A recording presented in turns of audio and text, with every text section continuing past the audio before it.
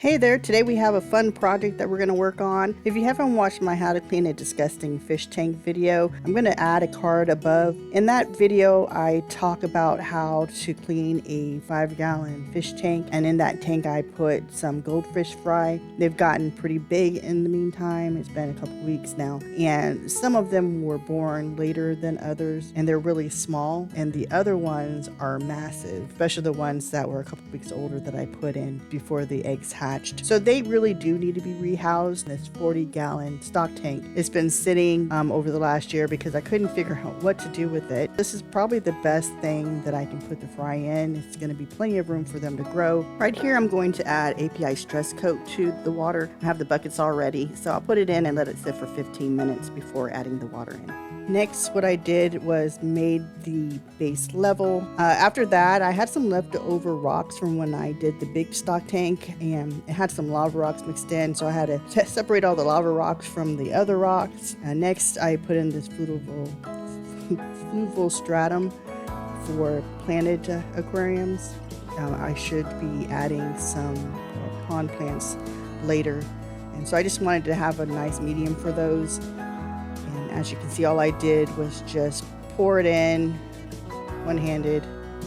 Yeah, get it straight. Okay, there it goes. I'm pouring it in, and then I'm just gonna get it all nice and level. So this is the Louisa solar air pump kit. It has a battery backup and air hose with bubble stones. I purchased it on Amazon. I've had good experience with this brand so far. What I did was put the new aerator into the pond and used the old aerator that was in the pond for the 40-gallon. What I hope is that the beneficial bacteria on the aerator, the rocks, bottle beneficial bacteria to the pond as well to help cycle it faster. So right here I have some pond water, and what I'll do is clean the old aerator with the pond water so it doesn't kill the beneficial bacteria already on the sponge.